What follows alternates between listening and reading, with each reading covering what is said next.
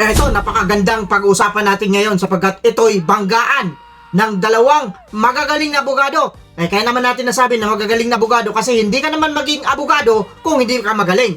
Pero sa lahat ng mga abogado, mayroon talaga dyan tinatawag na magagaling na abogado. At ito na nga yung mapapanood natin. Dito, mapapansin natin sa dalawang abogado na nagsasalita, makikita talaga natin yung pagkakaiba ng isang magaling na abogado kaysa doon sa mas magaling na abogado. Yan ang pag-uusapan natin kung makikita ninyo dyan sa ating screen.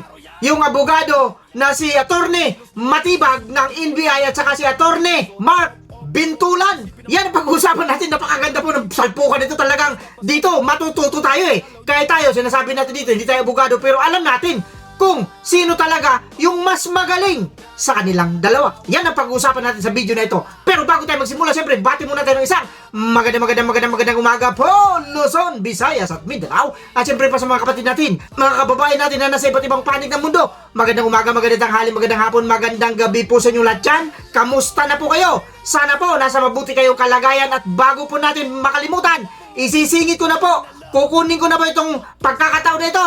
Binabati ko po ang lahat ng mga kapatid sa loob ng Iglesia ni Cristo ng Happy 112th Anniversary sa ating lahat. Sa buong mundo po ito ha, hindi lang dito sa Pilipinas, kung hindi sa buong mundo. Maligayang kaarawan po sa ating lahat. Ngayon, balikan natin itong dalawang abogado na sinasabi nating banggaan ng mga abogado tungkol sa naganap na impeachment trial ni BP Inday Sara Duterte dyan sa Senado. Ito mas maganda, panoorin natin sapagkat itong si Attorney Matibag ng NBI mukhang kamot ulo ito. Dito sinasabi na natin na lamang na ito si Attorney Mark Bintulan. Pero ito sa akin lang ito, opinion ko ito, reaction ko ito, depende na lang yan sa inyo kung ano yung reaction niyo. Pero mas mabuti, panoorin natin ang video at magbigay tayo ng reaksyon tungkol sa ating napanood na video at mamaya magbigay rin kayo ng opinion, reaksyon ninyo kung ano rin ang napanood ninyo sa video na ito. Ito na, para hindi tayo magtagal, panoorin natin yung kanilang labanan dito. So prior to February 20, 2026, you do not have any personal knowledge of any investigation, correct? Nababasa ko lang po sa balita mga kami.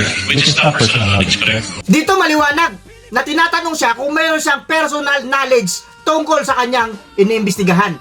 At maliwanag naman yung kanyang sagot niya na talagang puro wala. Mapapansin ninyo na ibig sabihin wala talaga siyang alam dito. Kaya tinatanong siya rito. Tuloy natin.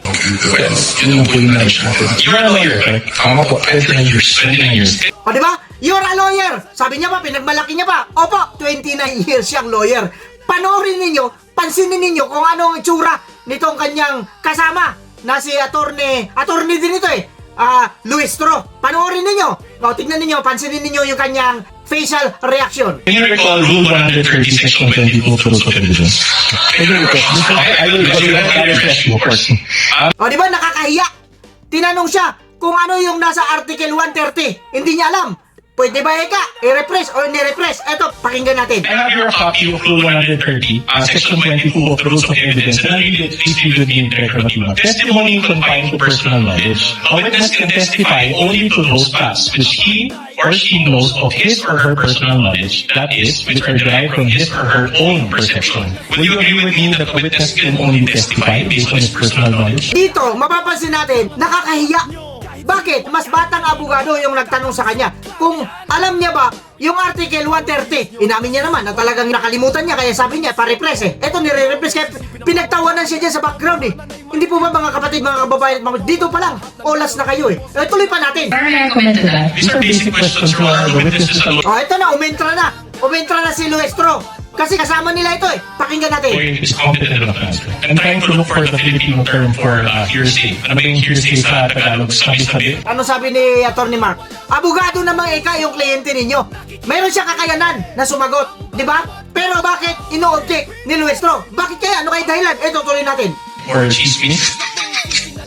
Do you have personal knowledge of the theft incident involving criminal society? Wala po. Do you have personal knowledge on the buffet in the House of Representatives? Wala po. Do you have personal knowledge on the person whom BP Sara talked with regarding BBM, FL, and the former speaker? Wala po. Okay. My next question is, your wife is also a member of the House of Representatives. That is correct. And she is representative of Yung asawa niya pala, miyembro din sa House of Representatives na isa sa nagsusulong ng impeachment ni BP Inday Sara. Pakinggan pa natin. The wife of the witness is totally irrelevant. It appears that your wife is one of the endorsers. I think it's going to the position my wife endorses the article of impeachment. Yes, my wife is one of the endorsers of the impeachment. Despite that spousal relationship that you admitted, you decided to appear and testify today, correct? But the court did not issue a subpoena for you to appear today. Even if There's also been in the paper or I was going to be a witness. Well, I'm a lawyer and I know where you're going. Your Honor, I take exception to that. I don't. O diba, maliwanag, sabi niya dito, I'm a lawyer and I know where you are going. Ang problema, eto yung sagot ni Atty. Mark. O, pakinggan natin yung sagot ha, napakaganda ng sagot. think the alternative of those are doing. In fact, I'm moving on to a new point. Maliwanag, ang sabi niya. Di ba? Ang sabi ni Atty. Mark, oh, lawyer nga ako pero hindi niya alam kung saan ako pupunta. Matibag! Mukhang natibag ka rito. Nakita niyo naman yung itsura. Talagang pinagpapawisan. Mayroon pa konti, tuloy natin. Inom tubig, kamot sa ulo. Ano ba? Tinitingnan ni Atty. Mark. Ah. Done! Olats na! Ito yung sinasabi natin dito.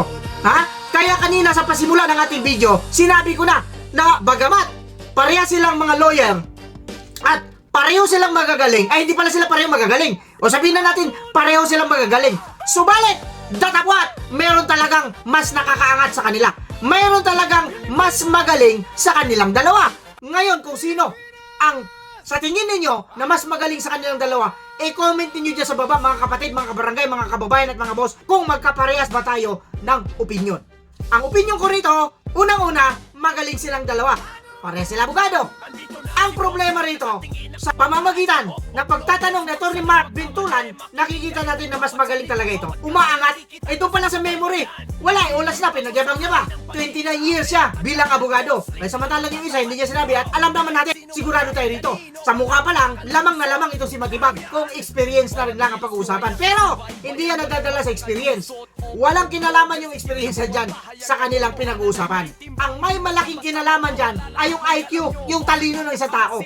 Kung paano, kagaya na sinabi niya nga nakita nyo naman, abogado ako, sabi ni Atty. Matibag, kaya alam ko kung saan siya pupunta.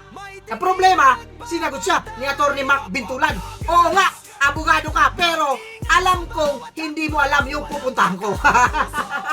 I-correct ninyo ako kung tama yung pagkaunawa ko doon sa sagutan ng dalawa. At kung napansin ninyo na medyo kinakapos ng kaalaman itong si Atty. Matibag at isa pa pala, para lang sa kaalaman ng lahat, yung asawa po ni Atty. Matibag ay isang congresswoman at isa po sa naging endorso ng impeachment laban kay BP Sara. At eto nga, si NBI Director Matibag, wala palang subpoena ito. Subalit, ibinigay niya yung kanyang sarili para mag-testify kasi nga na-mention daw siya na magte-testify siya kontra kay BP Sara. Kayo, ano ang masasabi ninyo dito sa video na ito? Sapagat, nasabi ko na yung gusto ko, na ipakita ko na sa inyo kung sino ang lamang sa dalawang abogado na kanina sa simula pa lang sinabi ko ng parehong magagaling. Ngayon, nakita natin kung sino yung umangat at sino yung nasa itaas. I-comment nyo sa baba at kung hindi pa kayo nakapag-subscribe dito sa ating munting channel, i-subscribe na ninyo at para naman dumami tayo rito. With that, kagaya na sinasabi natin dito, mag-iingat po tayong lahat. Pwede lang sa mga taong ob-ob.